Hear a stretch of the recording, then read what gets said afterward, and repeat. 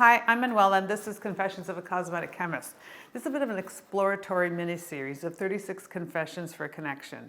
If this podcast speaks to you, I hope you take a moment to follow, share, or leave a comment. Especially this episode, because it's not just a confession, it's a legacy. It's my answer to this question. What is the one thing in your life that you are deeply grateful for? There are many things I could name, but one rises above them all. And that is this. I'm deeply, soulfully, cellularly grateful that I was the one who cared for my mother all the way to the end. It wasn't convenient. This is really hard because it wasn't convenient, it wasn't comfortable, it wasn't easy, but it was right, and it was mine to do. During COVID, no one called her, not her other children, not her relatives, not even fair-weathered friends. They disappeared, but I was there. Every day she lived with me on and off for years because she was alone, and unless I stepped in, she would have been completely neglected. No one else was going to find caregivers. No one else was going to pay. They didn't even want her spending her own money because they were already treating her as a future inheritance. And it disgusted me.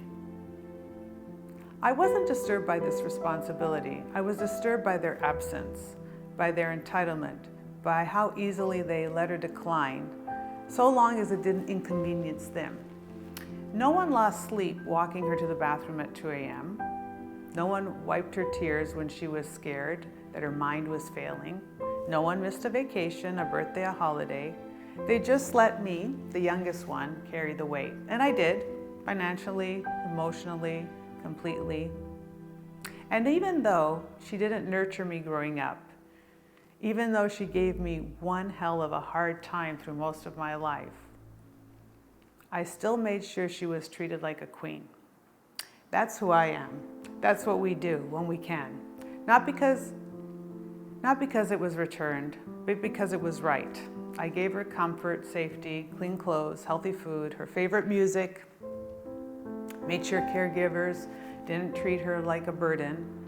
I gave her a home, a peaceful place to live and die. I bathed her 1 hour before she passed. I still remember this. And in some ways, it was very special. I held her in my arms as she took her last breath.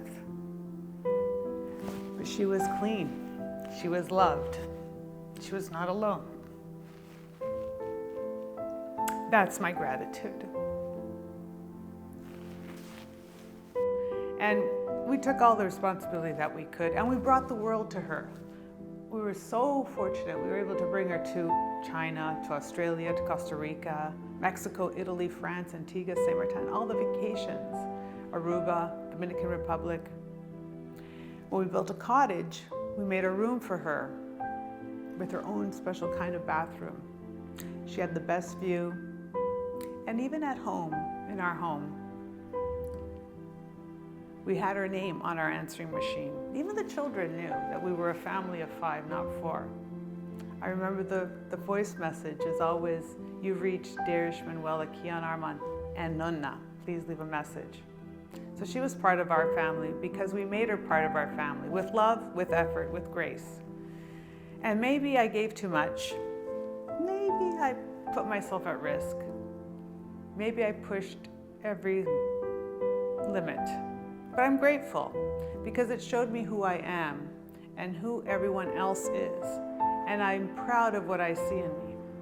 My children saw everything. They saw the reality of aging, the truth of dementia, the dignity of care, the grit of family, and what it looks like to show up when no one else will. They saw what I'm made of, and that's my legacy. So what is the one thing in your life you feel deeply grateful for? Not the easy answer, not the one you post about, the one that cost something, the one that forged you. Because real gratitude doesn't just come from comfort, it comes from courage, from knowing you did the right thing, even when no one clapped. If this spoke to you, please share it, comment, or send it to someone who's been the caregiver, the warrior, the one who stayed, because they deserve to be seen. I'm Manuela, and this was my 8th confession.